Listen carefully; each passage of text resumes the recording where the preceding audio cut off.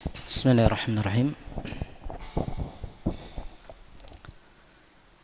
Innal hamdalillah nahmaduhu wa nasta'inuhu wa nastaghfiruh wa na'udzu billahi min shururi anfusina wa sayyiati a'malina may yahdihillahu fala mudilla lahu wa may yudlil fala hadiya lahu wa asyhadu an la ilaha illallah wahdahu la syarika lahu wa asyhadu anna Muhammadan 'abduhu wa rasuluh.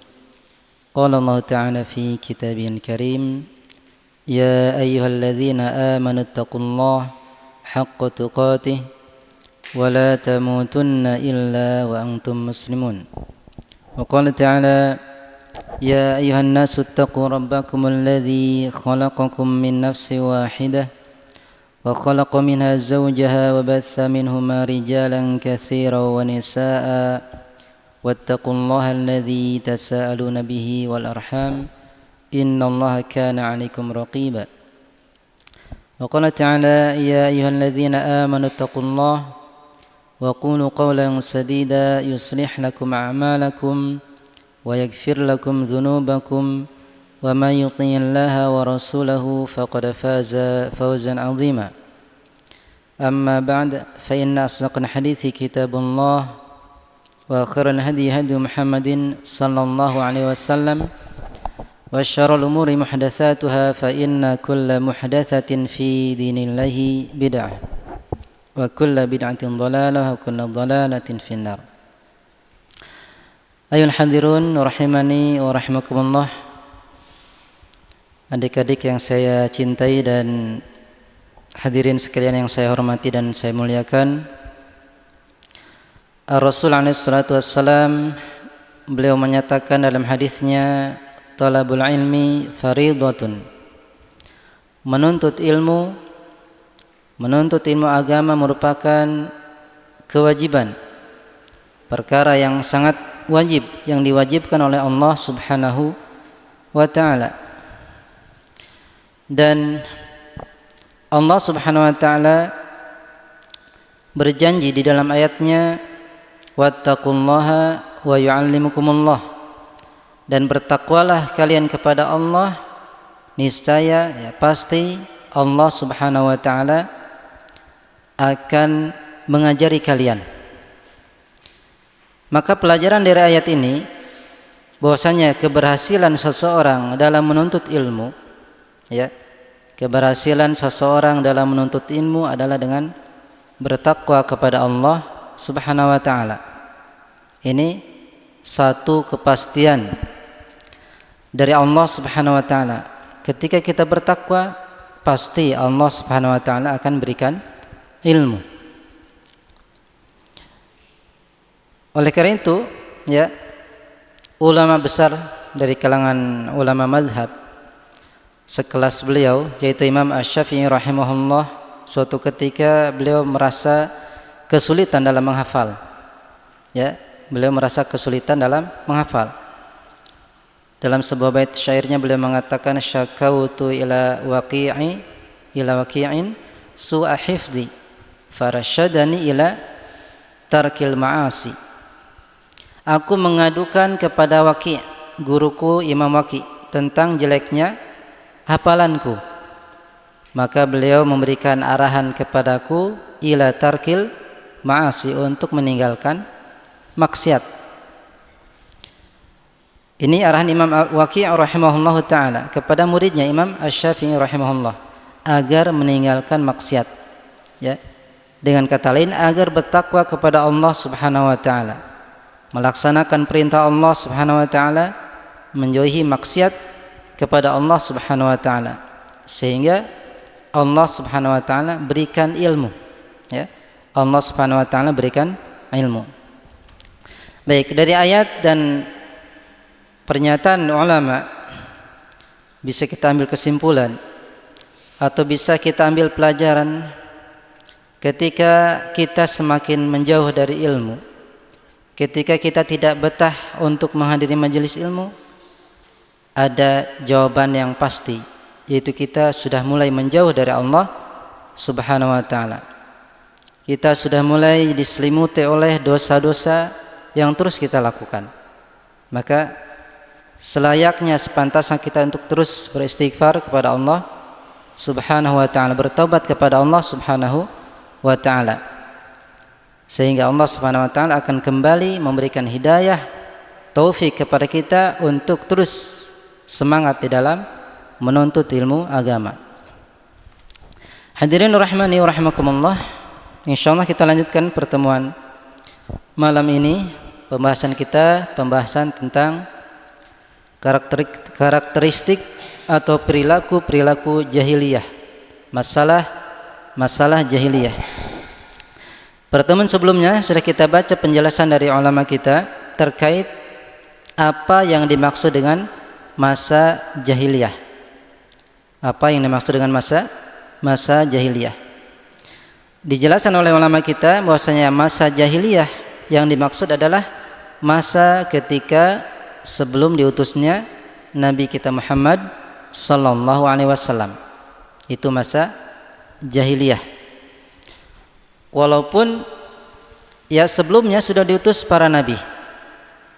Ya, sudah diutus para nabi, kemudian para nabi wafat semuanya, berlalu masa para nabi, manusia kembali kepada kesyirikan, kekafiran, kepada kezaliman, sehingga disebutlah masa jahiliyah. Baik. Dan kondisi orang Arab pada masa sebelum diutus Nabi sallallahu alaihi wasallam ada dua kelompok, ya. Ada dua kelompok. Yang pertama apa? Kelompok yang mengikuti agama apa?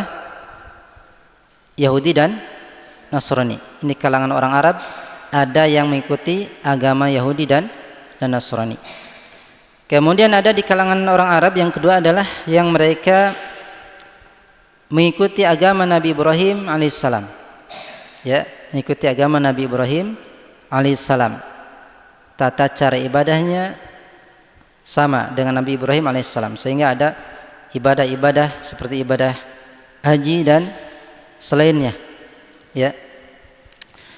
Namun dengan bergesernya waktu, kemudian ajaran Nabi Ibrahim alaihissalam yang diikuti oleh orang Arab ketika itu terkotori dengan berbagai macam bentuk apa? Kesyirikan dan juga perkara-perkara atau ajaran yang tidak dicontohkan oleh Nabi Ibrahim alaihissalam. Dengan kata lain, perkara-perkara baru, bid'ah, seperti tawaf ya di Baitullah sambil apa? Telanjang, dan juga sambil bersiul. Ya, tawafnya sambil apa? Telanjang, tidak berpakaian, sambil bersiul, tepuk tangan. Ini ibadah yang dilakukan oleh musyrikin di masa jahiliyah. Baik. Dan diantaranya juga bentuk penyimpangan yang muncul, ya, di awal penyimpangan yang muncul adalah yang dibawa oleh Amr bin Luhai Al-Khuzai, ya, ketika beliau pergi ke negeri apa? Syam. Pergi ke negeri Syam untuk tujuannya berobat, ya. Dan dia lihat di negeri Syam tersebut ada berhala-berhala, patung-patung bersejarah. Dikatakan ini orang soleh dulunya, sehingga dia anggap bahwa hal itu bagus, baik, ya. Oleh karena itu dia bawa patung-patung tersebut, berhala tersebut ke negeri Arab, ya, terutama ke Makkah Al-Mukarramah. Bahkan tidak sampai di situ, setan memberikan wangsit, bisikan, ya, atau melalui mimpi kepada siapa? Amr bin Luhai, dengan memberikan informasi, menunjukkan tempat yang di situ terdapat berhala-berhala, patung-patung orang-orang soleh, peninggalan kaum Nabi Nuh alaihissalam. Ya, setelah dipercayai kemudian digali tempat yang ditunjukkan oleh setan, ternyata ada, ya, patung-patung peninggalan dari kaum Nabi Nuh alaihissalam. Maka dari situ mulailah berbagai macam kesyirikan, ya, terjadi di negeri Arab. Kemudian jamaah rahmani wa rahimakumullah, Syekh menjelaskan, ya, ulama kita menjelaskan bahwasanya perkara jahiliyah ini perkara yang tercela. Ya, ulama kita sepakat bahwasanya perkara jahiliyah, tradisi-tradisi jahiliyah adalah sangat tercela. Bahkan bisa menjatuhkan seseorang kepada kekafiran. Baik kafir yang bisa menghilangkan keislaman secara total ataupun mengurangi nilai keislaman. Ya, Islamnya masih ada tapi berkurang nilai keislamannya. Baik. Di antara bentuk celaan Allah Subhanahu wa taala dalam surat yang ayat yang sudah kita baca, wala tabarrajna tabarrujal jahiliyatil ula. Janganlah mereka para wanita bersolek, berdandan seperti bersoleknya wanita jahiliyah dahulu. Baik. Ini bentuk celaan dari Allah Subhanahu wa taala. Kemudian dalam ayat yang lain Allah Ta'ala berfirman dalam surat Al-Fath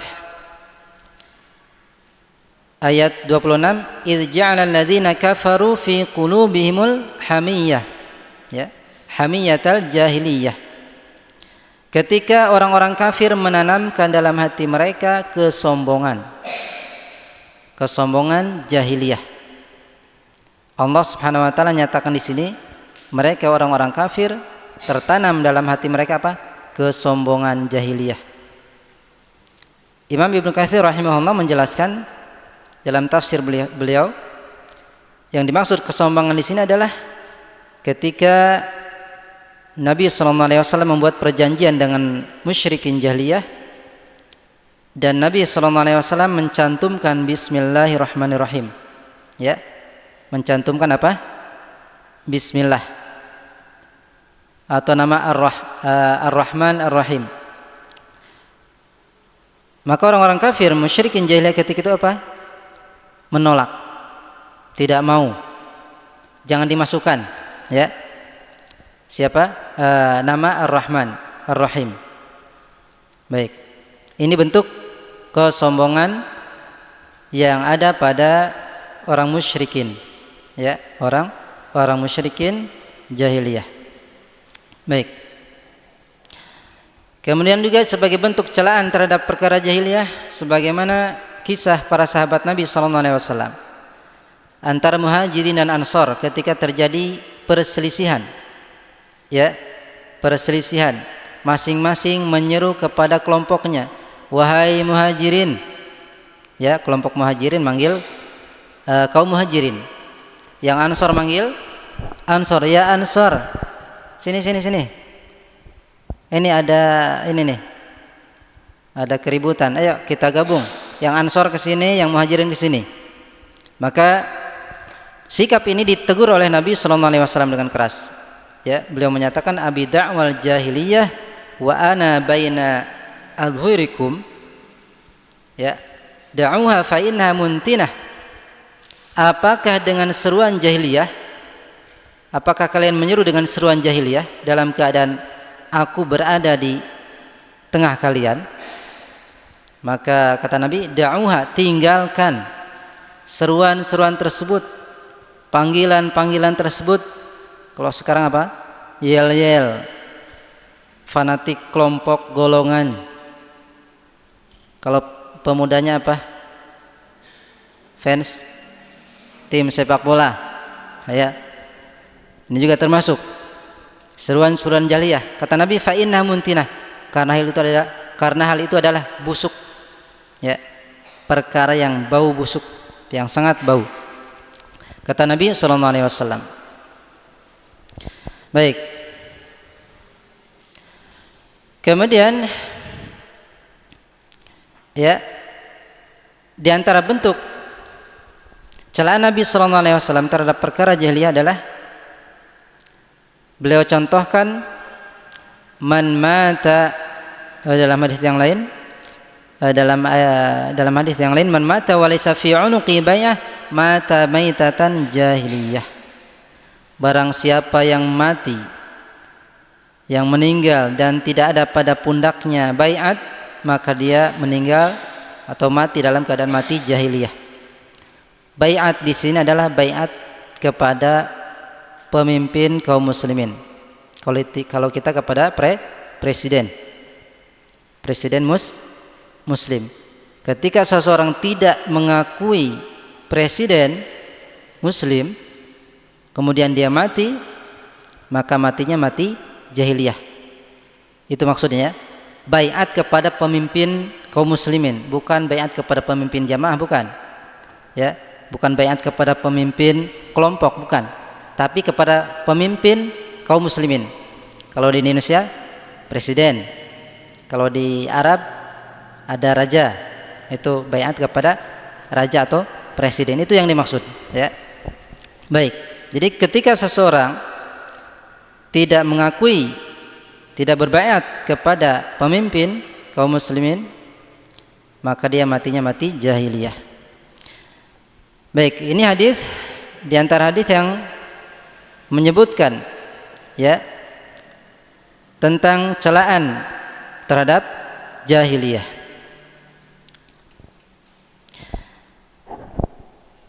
Secara umum kata Syekh rahimahullah, hafizahullah, anna umural jahiliyah kulluha mazmumah. Semua perkara jahiliyah tercela. Ya, semua perkara jahiliyah tercela dan kita dilarang dari apa? Menyerupai ahli jahiliyah. Kita dilarang menyerupai ahli jahiliyah di setiap keadaan. Ya, di setiap keadaan. Kemudian kata beliau, masa jahiliyah ini berakhir setelah diutus Nabi sallallahu alaihi wasallam. Ya, masa jahiliyah secara umum itu berakhir setelah diutusnya Nabi Muhammad sallallahu alaihi wasallam. Oleh karena itu apa? Masa jahiliyah itu hilang. Ya, hilang setelah diutus Nabi sallallahu alaihi wasallam. Baik. Dikarenakan ilmu, keimanan, kemudian Al-Qur'an dan sunnah masih menyebar dari semenjak diutus Nabi sampai hari kiamat, ya, akan tetap ada sampai berakhirnya hari kiamat, akan ada tetap ilmu, ya, sampai waktu yang Allah tentukan. Baik. Adapun di kondisi tertentu atau pada individu tertentu, memang karakter jahiliyah itu masih ada. Ya, tidak dipungkiri. Pada person tertentu, individu tertentu, karakter jahiliyah itu ada. Ya, namun secara keumuman itu sudah hilang. Tidak bisa kita katakan sekarang kembali ke masa jahiliyah, tidak bisa. Ya. Tetapi secara individu ada. Sebagaimana hal ini, ya, dinyatakan oleh Rasulullah SAW ketika beliau mendengar ada orang yang mencela saudaranya. Beliau mengatakan, ya, dia mengatakan, ya banas sauda, hei anak hitam. Ya, dia mengatakan, hei anak hitam, kata sahabat ini. Maka kata Nabi SAW, a'ayyartahu bi ummi, apakah kamu mencela karena ibunya? Ya, apakah kamu mencelanya karena ibunya? Innaka mru'un fika jahiliyah, sesungguhnya ada pada dirimu sifat jahiliyah. Kata Nabi SAW, sesungguhnya ada pada dirimu sifat atau perilaku jahiliyah. Baik, ini perhatikan. Jadi bentuk atau perilaku mencela saudara kita dengan celaan-celaan ini termasuk perkara jahiliyah. Dan juga berdasarkan sabda Nabi sallallahu alaihi wasallam, beliau menyatakan arba'un fi ummati min umuril jahiliyah la yatrukunahunna. Ada 4 hal, 4 perkara pada umatku dari perkara jahiliyah yang mereka tidak bisa meninggalkannya. Artinya apa? 4 hal ini akan tetap ada pada umat Nabi sallallahu alaihi wasallam. Yang pertama, at-ta'nu fil ansab, mencela nasab, keturunan, ya, mencela keturunan. Kamu keturunannya ini rendah, saya tinggi, ya. Wal fakhru bil ahsab, bangga dengan ahsab, ya. Ahsab itu sombong, ya, sombong dengan leluhur, ya, membangga-banggakan masuk keturunan juga, ya. Baik, sehingga dia meremehkan orang lain. Ini maksudnya berbangga-bangga dengan keturunan, dengan leluhur. Wa niyaha 'alal mayit, dan meratapi mayit. Ketika ada keluarga yang meninggal sampai menangis meraung-raung, bahkan orang-orang jahiliyah sampai merobek baju, ya, bahkan ada yang guling-guling. Nah, ini niyahah, meratapi mayat. Kemudian wal istisqa bin nujum, minta hujan dengan bintang, beranggapan bintang ini, ya, yang menurunkan hujan, bisa menurunkan hujan, atau meminta hujan kepada bintang-bintang tertentu. Baik, ini diantara empat sifat jahiliyah yang akan tetap ada pada umat Nabi Muhammad sallallahu alaihi wasallam. Yang pertama, diulang, mencela nasab, keturunan. Yang kedua, bangga dengan kekerabatan keluargaan atau leluhur. Kemudian meratapi mayit. Kemudian yang keempat, istisqa, minta hujan kepada bintang-bintang, atau beranggapan bintang tertentu bisa menurunkan hujan. Adanya bintang tertentu bisa turunnya hujan. Baik, maka dari hadis ini menunjukkan bahwasanya perkara-perkara jahiliyah di sebagian orang pada umat Nabi Muhammad SAW akan tetap ada, akan tetap ada. Akan tetapi ketika di sebagian kondisi, ya, melakukan perkara jahiliyah tersebut tidak dikafirkan. Tidak bisa kita mengatakan kamu kafir sudah melakukan perkara jahiliyah. Ini perlu perincian, ya, perlu detail masalah yang dia lakukan perkara jahiliyah ini dalam masalah apa. Kemudian jika memang perkara jahiliyahnya bisa menggugurkan keislaman, apakah dia lakukan berdasarkan ilmu atau berdasarkan dia sadar atau tidak melakukan hal tersebut. Jadi perlu rincian-rincian. Tidak bisa kita dengan gegabah, dengan serampangan mengatakan dia kafir karena melakukan perkara jahiliyah. Baik. Jadi kesimpulannya, ya, tidak boleh kita mengatakan manusia saat ini terjatuh atau kembali kepada masa jahiliyah. Karena setelah diutus Nabi SAW, perkara jahiliyah secara umum sudah hilang dengan adanya risalah, dengan adanya Al-Quran, dengan adanya para ulama yang menyampaikan warisan Nabi SAW. Baik. Kemudian jika ada yang bertanya, kata Syekh, madda'i ila dzikri masailil jahiliyah, apa faktor pendorong untuk menyebutkan masalah-masalah jahiliyah, atau apa alasannya kita membahas masalah jahiliyah dalam keadaan apa? Jahiliyah secara umum sudah hilang. Dan kita alhamdulillah sekarang banyak orang Islam, ya, Di seluruh dunia ada orang Islam.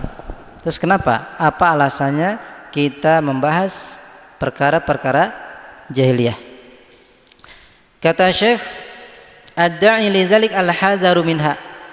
Faktornya adalah apa? Untuk berhati-hati. Ya, untuk berhati-hati. Karena ketika seseorang penuntut ilmu, ya, secara umum ketika kaum muslimin mempelajari, mengetahui perkara-perkara jahiliyah, dia akan berhati-hati. Ya, dia akan menjauhi perkara-perkara jahiliyah.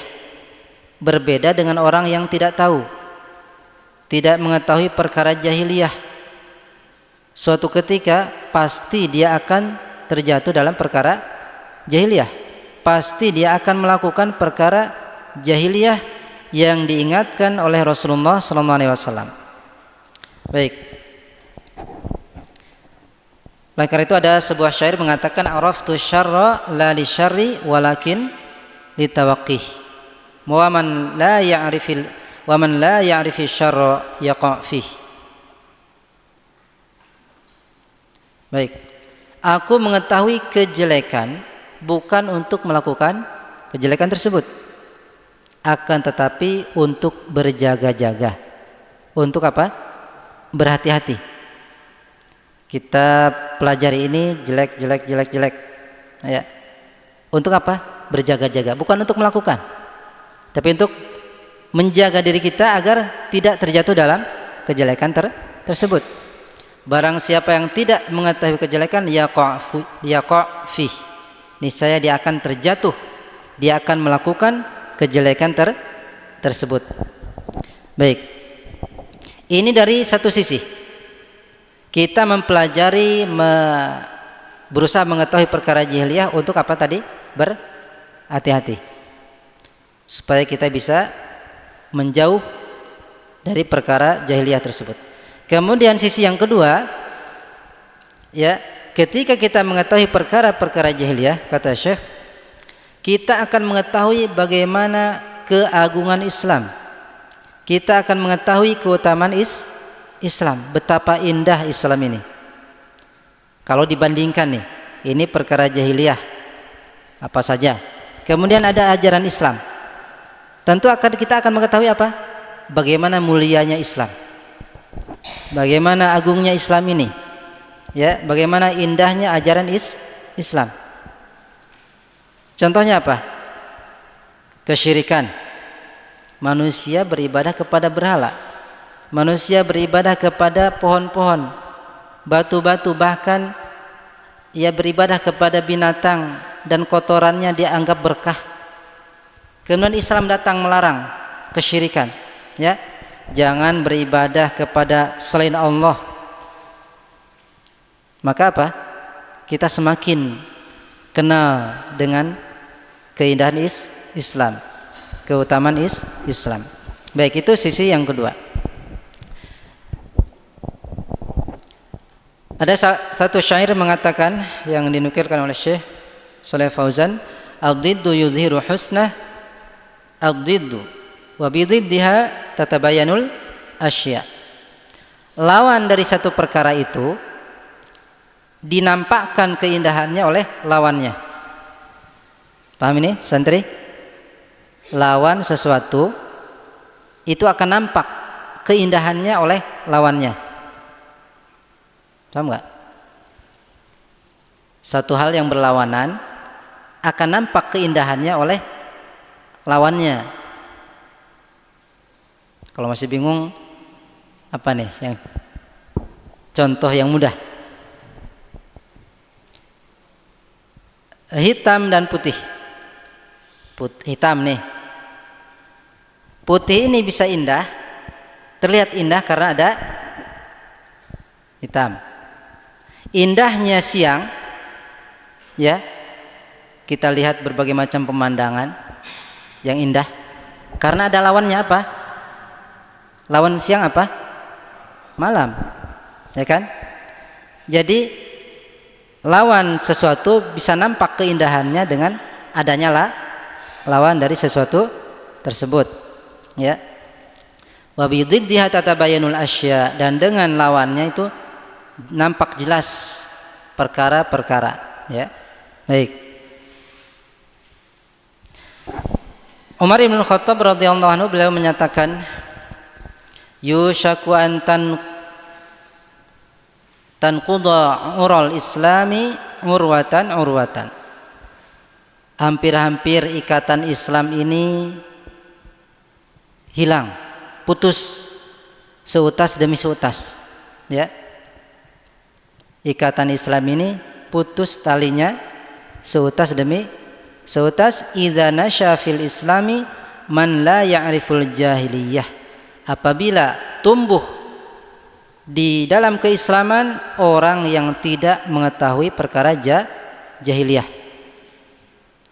Kesimpulannya apa? Dari pernyataan Umar bin Khattab, tali keislaman akan hilang seutas demi seutas dari seseorang yang tidak mengetahui perkara jahiliyah. Baik. Jadi harus khawatir kita nih, tidak belajar apa itu perkara-perkara jahiliyah, jangan-jangan kita sudah pernah melakukannya, ya. Sehingga keislaman kita terus berkurang. Nauzubillah min dzalik. Baik. Kata Syekh Shalih Fauzan, fa idza kana al-insan yajhalu umurul jahiliyah fa innahu hariyun an yaqa'a fiha. Apabila seseorang tidak mengetahui perkara jahiliyah, bodoh terhadap perkara-perkara jahiliyah, maka dikhawatirkan dia akan terjatuh dalam perkara tersebut. Li'anna syaitan ma nasiyaha wa la nama anha wa yad'u ilaiha. Karena setan itu tidak akan pernah melupakan. Setan ini paling kuat hafalannya nih. Hafalan apa? Menyesatkan manusia. Semenjak diusir raja mereka iblis dari surga, sampai hari kiamat tidak akan pernah melupakan, ya. Ini jurus-jurus untuk menyesatkan manusia sudah disiapkan, ya. Dan juga setan tidak pernah tidur, ya, tidak pernah tidur. Baik, walaupun sebentar. Makanya ada syariat qailulah, tidur sejenak di siang hari, ya. Ya, walaupun 15 menit misalkan, ada sunnahnya, ya. Dan setan tidak pernah tidur, la taqil, tidak pernah tidur siang. Baik, yad'u ilaiha, setan itu terus menyeru, ya, kepada perkara-perkara jahiliyah. Ini keadaan setan. Kalau kita tidak belajar, tidak berusaha mengetahui perkara-perkara jahiliyah, dipastikan kita akan melakukannya, kita akan terjatuh dalam perkara tersebut. Baik, sebelum dilanjut, nah, yang lagi nulis nih, Mas Muk Azhar, baik, yang ditulis silahkan baca. Nulis apa? Baca. Ya, yang baru saja ditulis dari awal sampai, ya, sebagian saja. Apa faedahnya?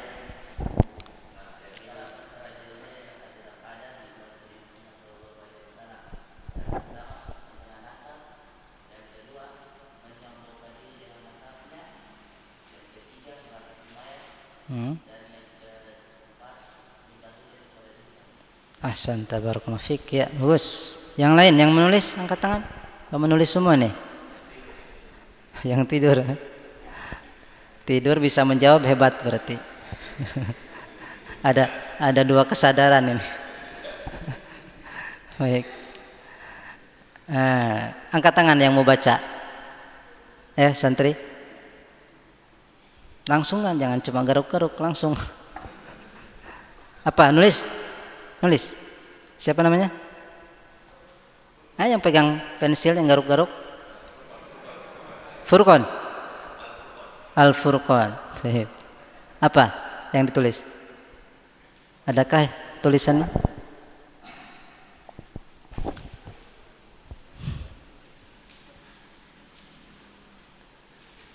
Ada atau baca? Baca, coba. Kalau ada.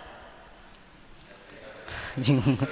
Jangan-jangan tulisan sendiri nggak kebaca. Baik, yang lain. Kiri-kiri.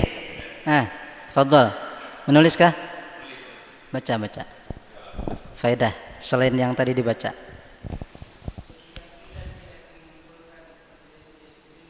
Gimana? Ulang.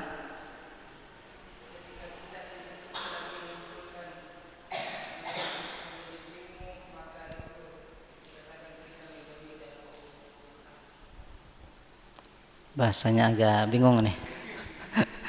Ketika kita tidak berkumpul di majelis ilmu, ya, ganti. Terus apa lanjutannya?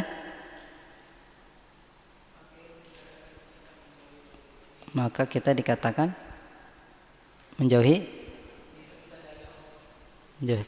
diri kita dari Allah. Ya, bisalah ya. Baik, dibenahi lagi bahasanya. Bahasan tabarakallahu fik. Baik, kita lanjutkan. Kata Syekh Shalih Fauzan hafizahullah, fa syaitan wa atba'uhu min du'atil dhalal la yazaluna yad'una ilal jahiliyah. Setan dan pengikutnya dari dai-dai kesesatan terus menerus menyeru kepada perkara-perkara jahiliyah. Ini rutinitas setan, aktivitas setan setiap hari, ya. Dan pengikutnya seperti itu, ngajak, ayo lakukan perkara jahiliyah, lakukan maksiat. Baik, ini kan setan mengajak kepada jahiliyah, mengajak kepada kesyirikan, mengajak kepada al-bidah, perkara-perkara baru yang tidak ada contohnya dari Nabi, sehingga menjadi tandingan syariat. Itu bidah namanya. Wa ilan khurafat, menyeru kepada khurafat, mengajak kepada apa? Untuk menghidupkan tradisi yang bertentangan dengan syariat Islam. Baik, dan ini semua apa tujuannya? Untuk menghapuskan Islam, ya, untuk menghapuskan Islam atau keislaman dari kita, sehingga ada di sebagian orang tetap secara legalitas negara KTP Islam, namun sudah terjatuh dalam perkara-perkara yang menggugurkan kepada dari keislaman. Baik, maka kata Syekh, falabudda min dirasati umuril jahiliyah, maka harus kita mempelajari perkara-perkara jahiliyah agar kita bisa apa? Menjauhinya. Baik. Kemudian kata Syekh Muhammad bin Sulaiman At-Tamimi rahimahullah, wa 'azamu masailil jahiliyah wa akhtaruha adamul iman bima ja'a bihi Rasul sallallahu alaihi wasallam. Masalah jahiliyah yang paling besar dan paling berbahaya adalah tidak beriman kepada apa yang dibawa oleh Rasulullah sallallahu alaihi wasallam. Baik. Kata Syekh apa? Masalah jahiliyah yang paling besar, yang paling berbahaya adalah tidak beriman terhadap apa yang dibawa oleh Rasulullah sallallahu alaihi wasallam. Tidak beriman kepada risalah yang dibawa oleh Rasulullah sallallahu alaihi wasallam, karena ahli jahiliyah itu mendustakan Rasulullah sallallahu alaihi wasallam, tidak beriman kepada beliau, tidak menerima hidayah Allah yang dibawa oleh Rasulullah sallallahu alaihi wasallam. Itu yang paling apa? Paling besar, paling berbahaya. Baik. Sudah lirik-lirik jam nih santri. Isya? Belum? Baik. Apa tadi perkara jahiliyah yang paling berbahaya? Tidak beriman kepada risalah yang dibawa oleh Rasulullah SAW. Baik. Kemudian kata Syekh, fa idzan dhafa ila dzalik istihsan ma'ali alul jahiliyah tamatil khosarah. Apabila hal tersebut disertai dengan apa? Istihsan, anggapan baik, ini perkara jahiliyah tapi dianggap baik. Maka kata Syekh, tamatil khosarah, sempurnalah kerugian. Dengan kata lain, sangat-sangat rugi. Sudah melakukan perkara jahiliyah, dianggap ini baik. Ya, dianggap ini baik. Ay hasala fasadun fil zahir wal batin. Itu apa? Terjadi kerusakan lahir dan batin. Secara lahiriah dilakukan perkara jahiliyah, secara batin pun rusak. Karena keyakinan yang rusak. Baik.